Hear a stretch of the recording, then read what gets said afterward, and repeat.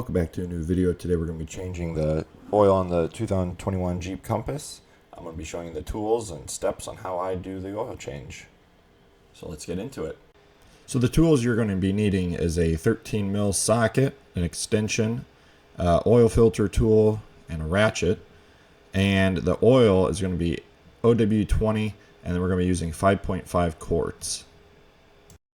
Alright, so getting underneath the vehicle, that's the drain plug right there. I'm going to be showing where the oil filter is, and that is also right here.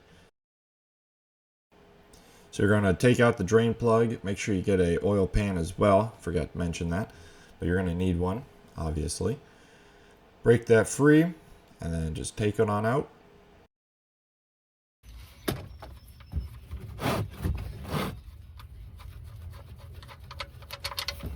So if you're wondering how many miles you should be doing an oil change, I really recommend 3,000 miles. That's what I do on my Jeep and my Pontiac Vibe. But if you don't feel like that's necessary, you could also stretch that out. But I just feel like it's better for the engine to do it sooner. So that's why I do 3,000 miles. Alright, back to the oil change. So this tool is sold at Walmart. I really recommend you guys getting one of these. They're the best oil filter tool I've used. It's also really reliable. So what it does is it clamps down when you loosen. So I'm going to take the filter off and let that drain out.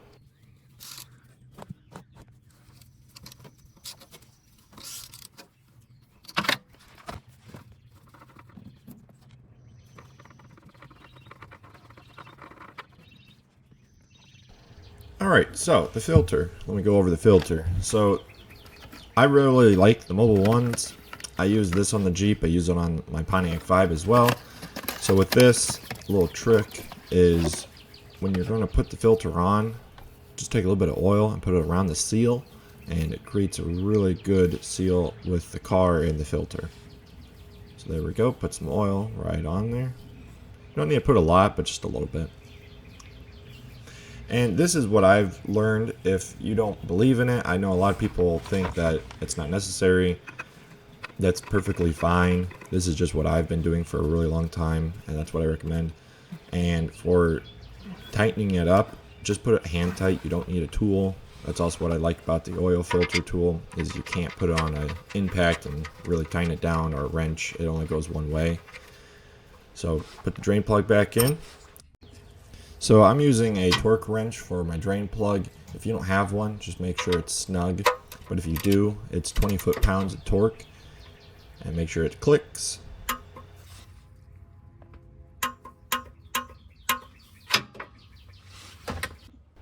Alright, time to put the oil back in. Like I said at the beginning, it is 5.5 quarts. With the dipstick on this model, it is kind of confusing because the full is in the middle, actually, of the dipstick. So when you check it and it looks low, it is actually correct. Ignore that spill. And if you do end up filling it over, that's okay, as long as it's not more than half a quart. And if you are unsure, there will be foam on your dipstick when you start the engine. That's bad. You need to drain some oil out. So if this is your first time doing an oil change, just keep that in mind. Alright, after cleaning that up, there's halfway. Make sure you add the other half. So in total, it's going to be 5.5 quarts.